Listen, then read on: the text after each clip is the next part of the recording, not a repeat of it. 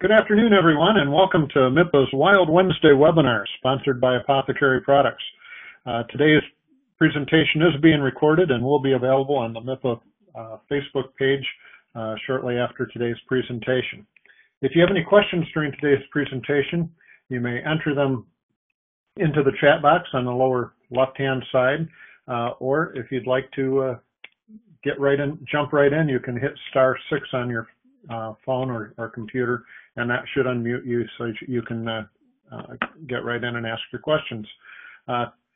Today's presentation is worth 1 CAS point with PPAI. There'll be a survey at the end of today's presentation where you can enter your PIN number, and I'll submit that to PPAI so you get credit.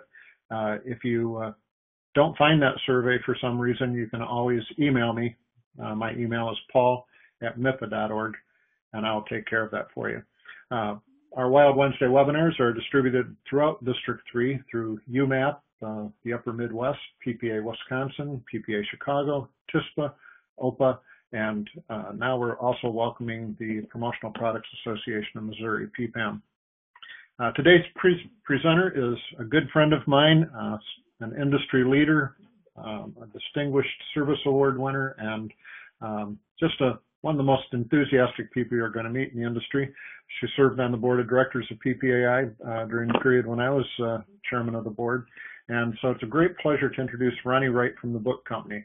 Her presentation today is entitled, "It's Cool to Be a Classic." And Roni, I'll let you take it away. Well, thank you, Paul. I so appreciate being part of Wild Wednesday. And I promise that everyone will feel a little bit more unsettled by the time we finish this presentation, because as you know, I always like to challenge us a little bit more than what's typical. So I guess I fit right in with the whole wild concept. So I'm really happy to be here today to talk about classics. And when I talk about classics, I really mean that in a multiple different ways. One, of course, is in the products and services that we're utilizing and incorporating in our presentations to educate our customers, to gain new customers, to develop our relationships, and also what's happening out there in the world. Because I've been in the book business now for the past 10 years, and I've seen how technology and the new and shiny have affected the way people look at what they're offering their customers, I thought it would be a really good time to kind of look at ourselves, look at the industry, and say, you know what, it's kind of cool to be outside the box and present something different, something intelligent, something meaningful. And I've got some interesting statistics and information to share as I went through researching the points that I felt made a difference in my career and has made a difference in other people that I've been able to influence and been involved with. So happy to be here today and excited to talk about some fun stuff. So we communicate in so many different ways. Right now, we text, we email, we do use the phone, we watch videos online, we process information still through the mail.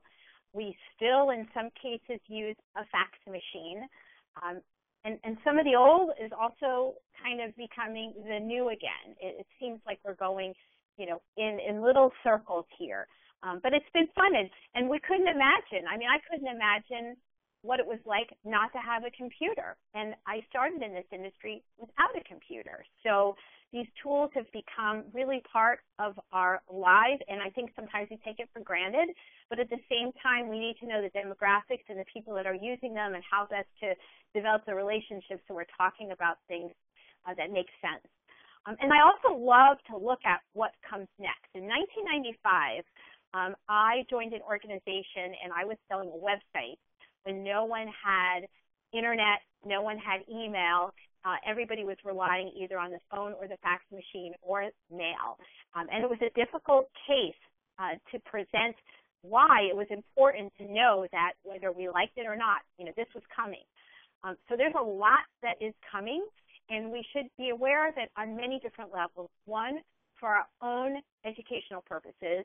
Two, to be able to communicate with our customers whose designs internally and externally dealing with their own customers are changing.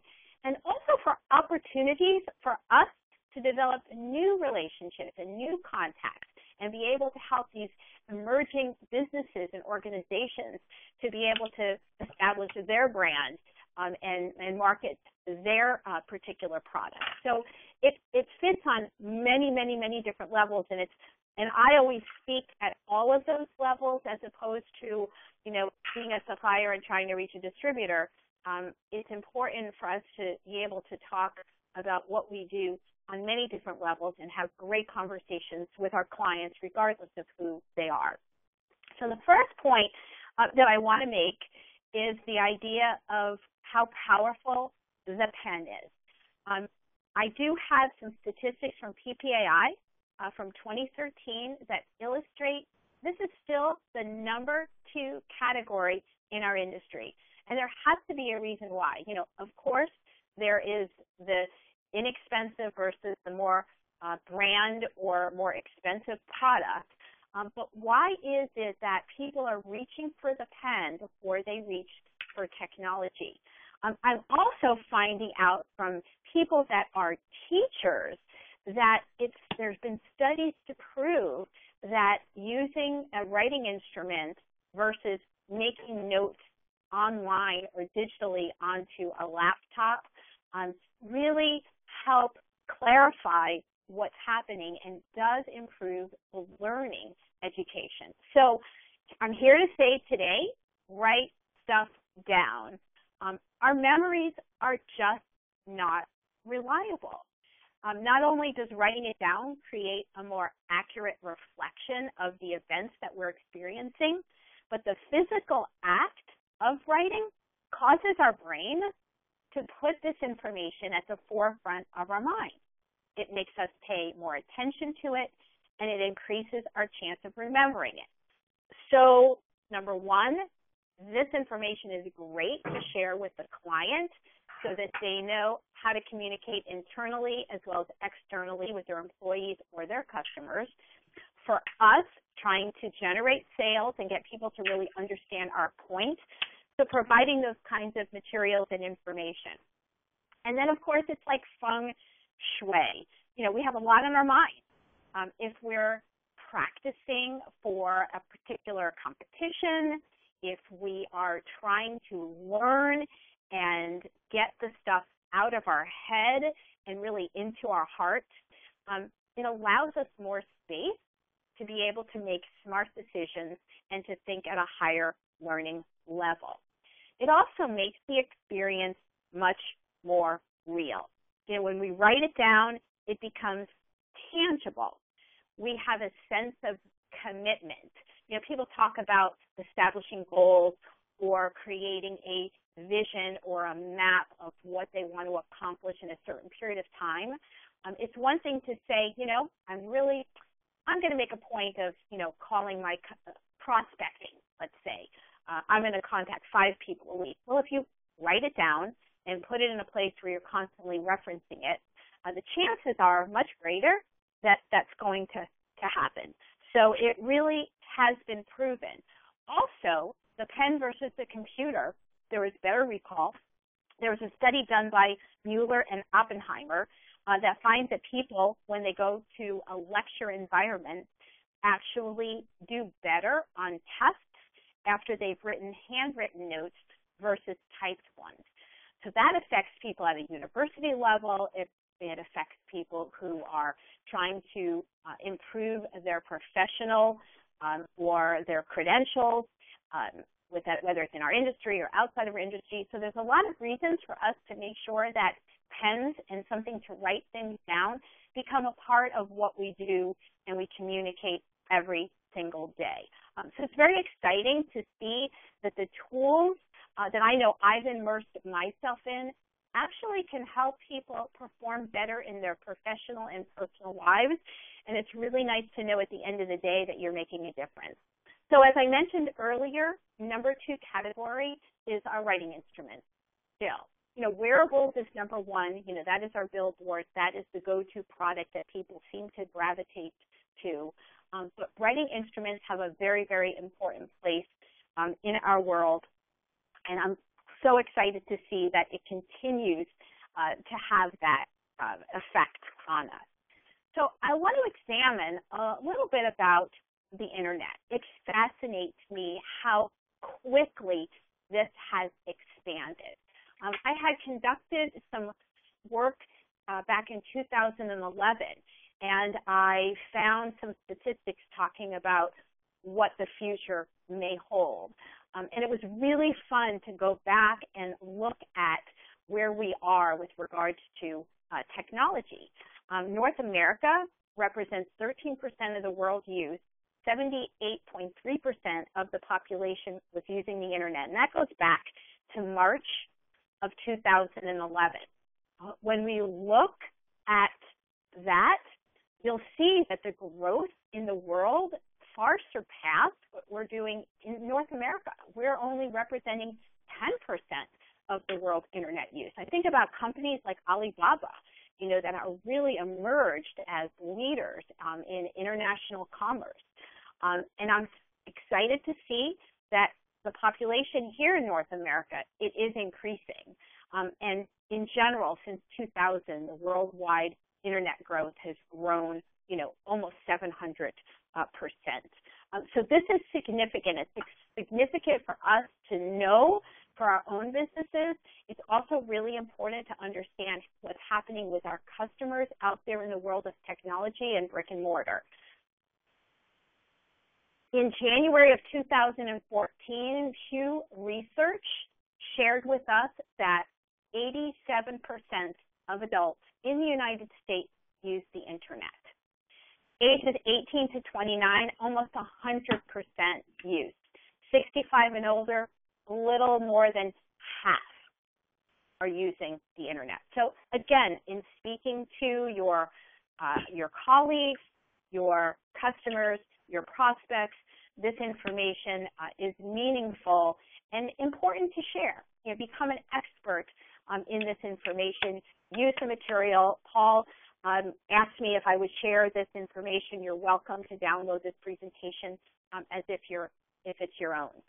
More and more of us are using smartphone apps. So I wanted to share some of the statistics here about what's happening in the marketplace. You'll see the information noted from March of 2011 to March of 2013 with the changes in the market share, what happened with Android, with iPhone, BlackBerry, which was predominant for many, many years, and also women. Women represent the greatest use of the smartphone itself. I thought that was fascinating and exciting to see women emerging as leaders in utilizing technology, especially in the smartphone direction. eMarketer reported that they would like, or they anticipate seeing 50% use of smartphones by 2015, and we actually surpassed that in 2014 with 58%. So 90% of us living here in America as adults have a cell phone. It's a way for us to see. Now, a lot of people are eliminating their landlines and utilizing their phones. And so it's important to know what tools are being used within organizations, what tools are being used by your prospects and your customers, and going down deeper, individual preferences. How do they want to receive information from you? How do they want to remain in your world? Do they want communication on a regular basis? Do they want it only when they reach you? Do they want it via online video, Skype? There's so many different options out there. At the same time, technology is the cause of so many headaches. I'll share personally, I was traveling last week and I had a heck of a time getting my emails to download onto my phone, and I couldn't figure out what was wrong. So I took some time. Thank goodness the service was available 24/7. spent some time in the evening to change some of the settings on my phone, and I was good to go. But I have to say, it caused a lot of stress. I'm at the airport. I used the app to check in on the airline, and I couldn't download the little code in order to get on the plane, and it just caused a whole lot of backup and a whole lot of stress for everybody in the line. We know that technology becomes obsolete very quickly. There's always something shinier, something new, and some people have a difficult time making decisions about technology because they don't know what's coming next. Battery life, I go to the airport and we see people plugged in. So again, all of these things create opportunities for us in branding specific products, in educating people about what's available, in maintaining a backup plan for information, being able to communicate the best way to utilize technology, to manage your investments and costs involved. And then there's, believe it or not, a lot of people are experiencing injury with the repetitive movement. They're sitting on their desks, they're not mobile, so there's a lot of demand for fitness and healthy options, so that every 20 minutes you get up, and all of this is important. It's a lifestyle. We are living in an age now, and we're working with people where lifestyle, their way of life, how they live, their work-life balance is extremely important, and we play an important role in that as well. So I love the classics, and when I talk about classics, I'm talking about books, I'm talking about journals, I'm talking about writing instruments, I'm talking about picture frames, the things that we forget. And yet, if we walked into someone's home or office, we inevitably will find those things. So if we can do the work up front to learn more about the customer, to learn more about the challenges that they face, the more we can deepen the relationships that we have, and we can sell more of what we do. This is one of my personal favorite books. Everybody loves Dr. Seuss, and these kinds of books are so inspiring and so uplifting. I'll share with you, nobody throws them away. People do not throw a book away. It has a very high perceived value. It has a very large area for customization, and most people aren't going to ask you for a book. When Borders went out of business, we noticed that a lot of companies were trying to find alternatives for bulk book sales. Companies like Amazon do not address those challenges.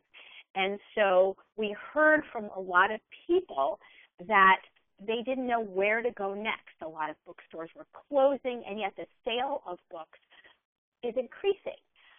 So it provided us as a network of professionals, and because of the fact that companies like the book company have access to any book in the world as if we were a Barnes & Noble selling in bulk, we provided a unique opportunity. But again, the customer isn't necessarily going to ask because the promotional product isn't necessarily a book. We kind of turned it into one. And I think from what I've seen over the last 10 years, probably one of the most effective tools out there. So books and journals and frames, like, oh my, there's millions of options. There's over 3 million books currently in print every single day, with books coming in and out all of the time. Because we move so much inventory in this industry, the publishers are looking at us as another channel of distribution. So we get competitive pricing, and we have the ability to do some really wonderful and great things. And there's a lot of suppliers in the industry that have added journals and frames to their collection because they are a viable solution. Emotionally, a picture, you can't replace that with a traditional promotional product. And I think that as a group, it all comes together. So very excited about the possibilities and the options, whether it's a stock solution, whether you work with a supplier and come up with something totally unique and totally creative. It does take a little bit more time, and these are the kinds of products that typically the customer may not be asking for. They'll ask you for the T-shirts, they'll ask you for the water bottles, they'll ask you for the magnets, and the products that they're used to seeing out there in our world. But if you take a little time and ask them more questions about the solution, of what they're trying to accomplish, what their goals are, some of these opportunities will expand and offer some wonderful sales opportunities for you. So a little bit about books. You know, books started out as oral communication. People shared their history, kept things in order about the agriculture and about the changing seasons and about who in the family accomplished what, and it was real as well as imaginary. And so the early books were scrolls, and people started writing things down on just about all different kinds of materials. And this information was coveted, and in many cases, somebody from the tribe was assigned to carry that information, whether it's verbal or whether it was physically manifest in some sort of a book. And people are reading more today than ever before. Book sales are continuing to increase. E-reading is still popular. There are challenges. I get asked about e-books all the time. You know, the Nook didn't make it. The Kindle really reinvented that whole universe and did so without the publisher's involvement. So lots of challenges there. Really a unique and interesting blend of technology and classics. The books that people are reading electronically are not the ones being sold in our industry. You know, we see the coffee table books, the travel guides. You go to a particular location and you're excited about it and you want to have a memory of that place. If you go to New Orleans, you want a cookbook about New Orleans cooking. These are not the things that people are reading online. We offer very, very, very different types of books, things that create meaning, emotion. I know years ago there was a phrase that was coined in our industry. You know, we are products that remain to be seen. And I think about that every minute of every day because that's what we're doing. We're putting information on a product so that it remains to be seen and it has meaning for the person who is actually holding on to that, hopefully for a very, very long time because you want ROI and your client wants ROI and a great return on their investment when they're investing and working with you. So ebooks are selling. It is not a product that we want to include in our vocabulary, but it's important for us to know a little bit about the market so that if a client does ask you about that, you're knowledgeable and you're understanding of that.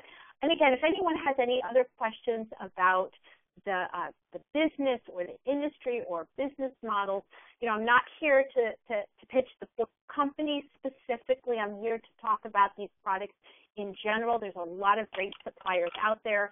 But if anyone has any questions for me, you know, feel free offline to contact me. I'm happy to talk to you about that. So why is reading so important? You know, we do it, we learn, we start at a very young age, and we learn about vocabulary, and we have to spell, and why is it important? You know, stories have legs. A great book called Made to Stick, and it is so critical that you make a connection with your client. How do you want to be remembered? And if you want to make it stick, they'll tell you, have a good story to tell because it does become memorable. So reading is very important, of course, in society in general. You want to have something in common, something to communicate. It's a way we learn about history, about literature, about art, about society in general. It improves our vocabulary. It helps with our spelling, even though spell check is there. It still doesn't always get it right. It fuels our imagination. And in our business, we are tasked with having to be creative all day long. And that sometimes is difficult when you're calling and checking on purchase orders and making sure things are delivered on time, and all of a sudden somebody throws a curveball. So fueling our imagination is absolutely critical. We want to develop our minds. We want to foster creativity. We want to enhance our self-image. It also helps us learn to listen and uncover new things and be open. So reading is so important, so fundamental to what we do all the time. And, there's an extension to this as well, because a lot of companies want to fuel their own brand and they want to connect with something good. So there are a lot of reading programs being created by organizations, profit and nonprofit, for children, where they have a book that in some way connects with a message that they believe in. If it's a financial institution, perhaps it's a book for children about money, and it could be a fun book, either Dr. Seuss or Berenstain Bear, where the brand is connected, but the message subliminally is that we believe in reading, we believe in education, and we're fostering your growth. So they're very positive messages here as well. Why a journal? We know that when you write things down, it changes the relationship between you and what it is you're experiencing. Journaling also sparks and generates a creative outlook, and it's a way for you to go through a process. And journaling with a group as well, when you go through the brain, the mind mapping, or the creative process, it's much different when you're pen or pencil to paper than if you are on electronic tool typing. It's an opportunity that if you are frustrated or angry or fearful, it is a way for you to address and evaluate those types of issues. It does improve and help personal self-development. It clarifies what you're thinking and what you're feeling.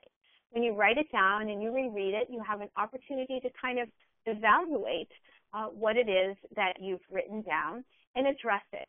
It also helps to decrease certain health conditions like stress. And so it does have a very positive effect on our being in general. So again, products that you introduce to your customers don't necessarily have to be about the color of the logo connected with the product. It can be something meaningful, working with HR. One of the things I uncovered is that a lot of technology companies who are selling products for people to use are having no tech zones established at meetings, which means if you're employed by the company and you're coming to a meeting, you leave your technology behind and you bring your journal, your pencil, your pen to the meeting. And that is to avoid the distraction. It is to allow better focus and concentration.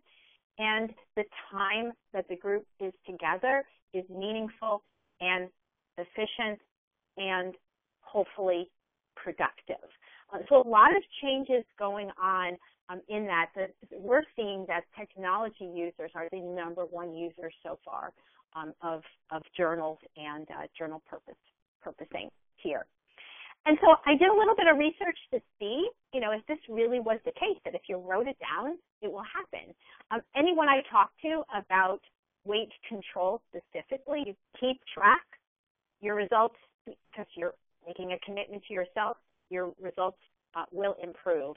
And some of the statistics were as high as 33% more effective if you keep a journal along with any kind of physical program you have, whether it's weight loss, whether it's actual physical exercise, meditation, anything like that to improve your lifestyle. Once you've followed some sort of a guided piece, the results were much more meaningful with that. So we all love pictures. We all love seeing our picture. We all love seeing our families. We all love remembering a beautiful sunset or a place that we only imagined that we would go. Pictures are an emotional connection, and people like to get picture frames. The challenge we face is what's the best option for the audience, because you want them to keep it on their desk. So it's just a matter of knowing what works the best for the client, and there's so many different options out there. But you're making an emotional connection with the customer. And I believe that just about anyone that sells picture frames has the ability to put a message on the inside too, so that when you're giving it, so if it's an invitation for an event, you include it in the picture frame itself. So when the invitation is removed and the picture is added, they have something beautiful and memorable for that particular event.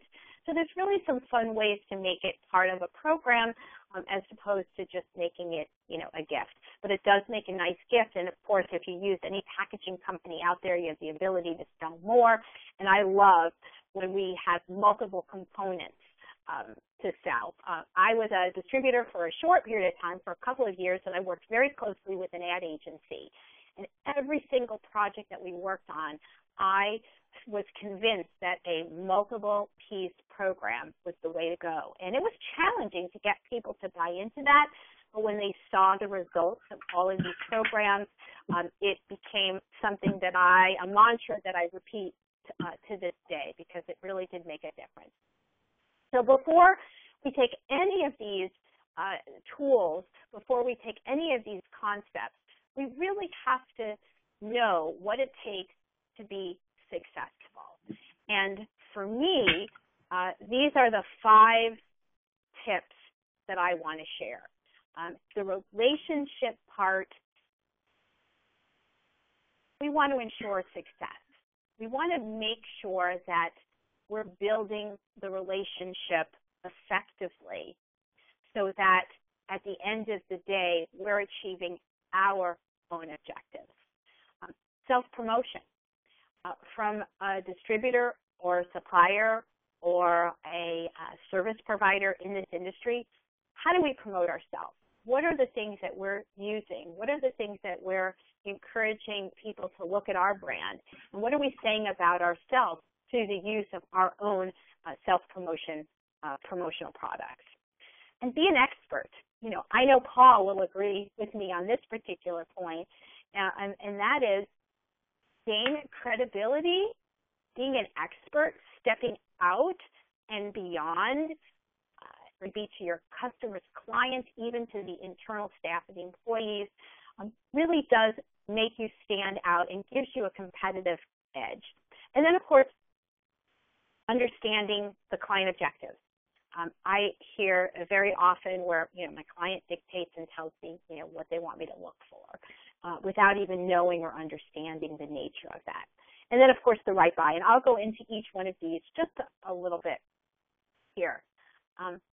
So I like to ask lots of questions. And so I want you to kind of think about, why a client chooses to work with you versus somebody else. And what is it about you that is different? What differentiates you from other people or online companies out there? Do they work with you because they found you on the internet? Are they doing price comparison shopping to see if you perhaps have an edge price-wise? Are they looking for something specific and heard that that's what you do? Did they get a referral? Why are people choosing to work with you? And sometimes it's hard to kind of step back from what we do every single day and try to determine what that is. And once we know, and it might be different for every single customer, but once we know and have an understanding and appreciation of why someone has chosen us over someone else, it allows us to live up to their expectations. And I've learned, especially on our side of the promotional universe as a supplier, it's important to know what the client expects. And in our case, it's the distributor. What are the expectations? And once we know that, we can live up to those expectations or communicate with them either why those are unrealistic or perhaps what we need to do to come up with some sort of a compromise. But really understanding what the expectations are. So it's part of the relationship and understanding why a client would select us. In some cases, you're starting from square one, and if we're not prospecting every single day, shame on us. We should constantly be reaching out, whether we go deeper into an organization, whether we're introducing new products and services, or we're trying to tap into a new market or a new industry or expand the current industry where we're in, where we have gained some expertise. But a nice way to connect with people that you think you want to do business with is to join an organization where those types of people belong. And then by working and becoming a leader in that particular organization, and I have a feeling I'm talking to people that already do this, it will generate successful relationships, and through those relationships, perhaps referrals or buying opportunities. Referrals are great, and thank you for referrals are so important. And I know on our side we'll get that through an organization. If we've done a successful program, people will share that internally. As a distributor, you have the opportunity of asking, for assistance. Who else do you think that I should be talking to that is similar to you or maybe different, or that you think I might be able to challenge with? And I know that people like to share and connect other people. And it's easy to find those connectors out there. There are people who that's what they love to do. They live for that. Or take someone out to lunch and ask them to bring someone that you don't know. You do that once a month, and you've met 12 new prospective people. So share the work, develop trust. Hopefully they're curious about what they do, so tell unique stories, and they like you. People do business with people they like, so figure out how to be likable. It may not be just be nice. There may be other pieces to it, but ask, and you'll know, like, if they like you. Do they take your phone call? Do they answer your email? It's not an easy thing, especially today when we're all so busy and so many messages are coming through. But if you attain that likable factor, you will get deeper, better, more success. So self-promotion, I mentioned this before, but to me, this is beyond catalogs. This is beyond sending something in the mail. This is really figuring out what's going to get them to like you and connect to you on a different level. So do you self-promotion monthly, quarterly, annually, rarely, never? I would love to know. So if you can chat and you want to send to me your answer about how often you do self-promotion, I would love to hear that from you. I know that we get requests all the time, and I always ask, what is it you want to say? Like, when you're giving something to someone, what is it that you want to say? Do you know what you want to say? Do you know how you want that person to feel when you give that to them? And remember, it is you, personally, professionally, your organization that you're representing with that product. And so spending some money and time in determining what that is so important, and it can be so effective and can be a game changer. I had worked with someone many years ago, and they were really skeptical about the whole book thing. And I said, if you wanted to communicate a message, what is it that you want to communicate? And this was after 2008, when a lot of businesses were going through a difficult time. And they chose a book called Learning to Dance in the Rain, The Power of Gratitude. And they sent this to all their customers, letting them know how much they appreciated them staying with them for the year, even though it was a challenging and difficult year. And I got someone who came to my trade show that I was doing, and I think I was in Vegas at the time, and this gentleman came to my booth and he said, "You changed the game. You changed the game for me. You changed the relationship between me and my client. I was able to communicate something to them that I couldn't do with a traditional promotional product, and it really meant something." He said, I don't know how to thank you. And so that was really important. And what it did for him is it allowed him a better connection with these people to sell promotional products in general. It just happened to be that the book was the vehicle that he was able to communicate a very important message that came from his heart and touched the hearts of those customers that he had a difficult time with that particular year. So very proud of those types of things. And it's a little different, and mixing in traditional promotional products with all of this is great. But what he did was he changed the relationship. He deepened the bond between him and the client. And so each time he went in to talk about an opportunity, he was able to delve a lot deeper and to be able to be more successful at what he was doing. So why is it effective? Of course, you see it, you believe it. The client wants to feel worthy. It has to be something where they feel, wow, someone put some thought into this. Messages need to be communicated clearly, be memorable, and you want them to want to be inspired by you, and you want to encourage imitation, right? We want them to, okay, we sent them something, maybe they'll buy it. That's not always the case, but it may open doors for new possibilities.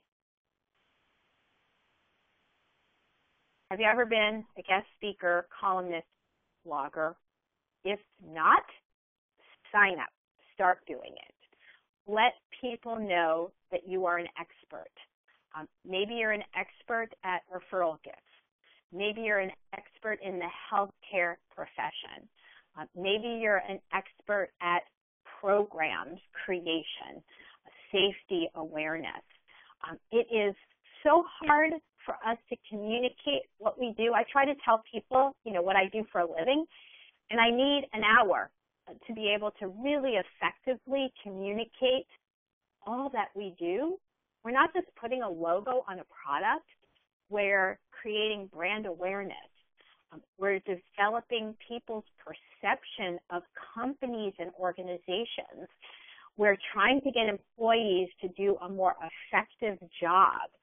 There's so many things that we do that are subliminal, that we don't even talk about, that I think need to be the forefront of our conversations. And it helps when people see what you're writing about. And I love it when people include me in their emails, in their blogs, in their YouTube videos, differentiating themselves and talking about their expertise in a particular area. Get your certification if you haven't done that already. And then practice. We always are, there's always room for improvement, and it will make a difference. Establish credibility in one particular area or in a variety of different areas. How do we add value?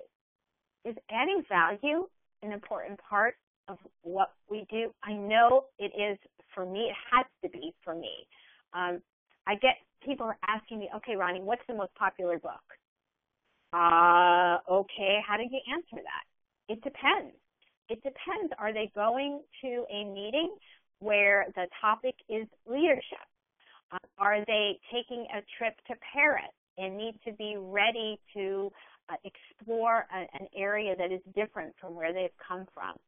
Is it the audience of men, women, children? Do we want to encourage people to sell more product? What is it we're trying to say? So for me, it's very difficult to pinpoint any particular favorite book for any one reason. It just doesn't work that way. It's a very different type of relationship that we develop with our distributors. And it should be the same way with your customers. If you're working on developing a relationship, find out the greatest challenge that people are having, because you may have a solution for that particular challenge. Talk to people, schedule it on your calendar to meet with them on a regular basis. Ask questions for clarification. Make sure you understand. If they call up and say, we need 500 t-shirts, okay, great. What color? What sizes? But why? Like, why are you requesting these? And maybe there are more products that you can offer. And again, I think I'm probably preaching to the choir here, but it's a good thing as a reminder to know what people are trying to accomplish. What are their final objectives? So that at the end of the day, when you go back and say, were we successful? You'll have something and a benchmark to measure. Otherwise, we're just speaking in generalities. And then, is it right? Contacted us and said, I really want to show other ideas. Like, what do you guys recommend? You know, you always say to come to you for ideas. What do you recommend? So we made a recommendation, and we actually ended up selling this huge, phenomenally unbelievable program that no one ever imagined we would ever sell. But we asked all the right questions, and this particular individual wanted to make sure that the customer was buying the right product. And so having those difficult sometimes, getting your customer to spend a few minutes talking to you about why they're thinking about doing something. But we also have to feel comfortable and use your suppliers. We are experts in the products and services that we offer. And we want to know the challenges that your clients are addressing to you so that we can roll up our sleeves and share with you our own expertise. But we don't work with the clients directly, so most of the time we're just imagining what might be out there, what opportunities are out there. So use your suppliers. Find the ones that you like, that you have a really good connection with, and use them. Make them your go-to when you're starting and you're sitting down to create or go through your ideation process. Call your favorite suppliers and go, okay, I need 5 minutes of your time. I'm working on this particular project. What can I do? What do you think? And they might have some questions that you hadn't thought about to go back and get the customer to give you some more information. It does take a little bit more time. I know some people are, well, if I ask too many questions, they might go away, or they might decide not to buy that or whatever. I say, don't be afraid, be confident, be secure in your knowledge, in your area of expertise, because at the end of the day, you want them coming back over and over again for all sorts of projects. You want them to recommend you over and over again. So be the expert and use people to help you. There's a lot of terrific suppliers out there, and we all love to hear from you. So order maker, order taker. Believe it or not, in this day and age, we still see a lot of order takers. People processing orders, they don't even know why they're being processed. Is your client open? Is your client willing to spend the time to roll up their sleeves and make sure that they're working on something that makes better sense? So I'm going to circle back around on the relationship side. What are your goals? Do you have A, B, C customers? Are you differentiating how you connect with them on a regular basis? Is there something meaningful in their life? You know, I know there's a lot of people out there that love the sport of golf. I'm clueless when it comes to golf, but I know when I meet a golfer, I'm going to give them a golf book, because that book's going to sit on their desk or in their office, and every time they look at it, they're going to remember that I gave it to them. So if you know something about your customer that's different, go for it. Reach out. If you see an article where they've produced it or they've been published, cut that article out, print it, send it with a promotional product of your choice, and let them know that you were really excited to see them out there. Find unique and innovative ways to differentiate it so that you're making a connection with this individual on a personal level as opposed to just a professional level. I totally know and believe it makes a difference. So where can we uncover new opportunities? There's so many different ways that we can market ourselves, and this goes for us and for our customers. How are they going to market? How are we going to market? What is our brand? Like, do we have one? I did a presentation years ago about, do we really know? Like, do our customers really know what we do? Like, does the name of our company reflect clearly what our goals are? Do our customers know our mission, value, vision? If we know that there's a specific message that our clients are communicating, are the products and services that we're recommending, do they match and highlight that particular message? HR, if you have a corporate client and you're not in the HR department, great opportunity for you there as well. Also the management side and not just procurement. Meetings, always a wonderful place to find opportunities. Team building, women, civic pride. People are so proud of where they are. There was a book that came out last year called Humans in New York. It was all over the YouTube. It was all over it was viral. And people wanted that book. And so we sold a lot of them as a gift because people in New York connected and customers that of them were curious about that. So it was really interesting how that all connected. Health and wellness. A lot of companies now are changing the dynamics internally, also getting health benefits with their insurance companies by establishing programs internally. So those are great opportunities for not only journals, but for T-shirts and water bottles and all sorts of things. And, of course, literacy. I love the fact that books make a difference to young people. So let's find a way to get our customers to support those kinds of initiatives.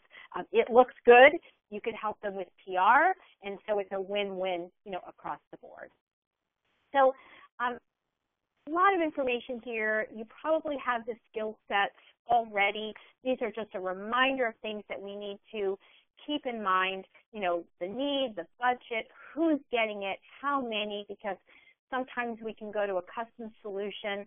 Most people don't know that publishers are willing to go back to press at 5,000 pieces, and we could take a $20 book and make it a $2 book. And there's just so many things that we could do if we know a little bit more about the opportunities, the distributions, the themes. Always creative solutions. And again, all suppliers are the same way. The more we know about the challenges that you're facing, the better opportunity we have to make a difference. And I just love this. There's a book called Shift Happens by Robert Holden. And I'm going to leave you on this wonderful note, which is one new perception, one fresh thought, one act of surrender, one change of heart, one leap of faith can change your life, our lives, forever. So, Paul, thank you so much for giving me an opportunity to share my thoughts about the classics, about books, about journals, about industry, about building relationships. I so appreciate the opportunity. Well, thank you, Roni, and that's really classic advice. Terrific ideas there that will work and make everyone more professional, which is what we're all about. I'd like to thank everyone for attending today's Wild Wednesday webinar and remind you that on October 15, MIPA is putting on the most extraordinary experience you've ever experienced, or you will experience. Promotions that Roar being held at Ford Field, the home of the Detroit Lions, where we have Paul Bellantone, who will be giving an end-user, end-buyer-friendly presentation in the morning on how they can make their promotions Roar using promotional products. Then we've got 100 exhibit booths lining up and down Adams Street, which is the top of Ford Field, with the best suppliers in the business and your favorite reps. At 3 o'clock, we're offering VIP stadium tours for you and your clients, including the locker room where, as a distributor, if you'd like, while supplies last, we'll actually engrave your client's name and put it on a nameplate on one of the lockers. So imagine their surprise when they see that. We're going to have photographers on hand capturing the day, so you've got great memories to share with your clients. Rory, the official Lions mascot's going to be there for add to the fun. And then we're going to have a gala reception at the end with a couple of awards for some terrific volunteers and Rep of the Year awards happening. All of that happening at Ford Field in Detroit on October 15. You need to be a MIPA member to attend. For those of you in other District 3, we will recognize your regional memberships for this. Once again, the Wild Wednesday webinar is sponsored by Apothecary Products, who we thank for their support. They provide a great line of products, and many of them made right here in Michigan. Also, stay tuned on October 29 for next month's Wild Wednesday webinar, when the incomparable Dana Zuzzle will be sharing his love of social media and teaching you the basics of social media on October 29, same time and station here on AnyMeeting.com/MIPA1. So with that, I'd like to once again thank everyone for attending, and thank Roni for sharing her expertise with us today, and look forward to seeing you at a future event. Thank you very much.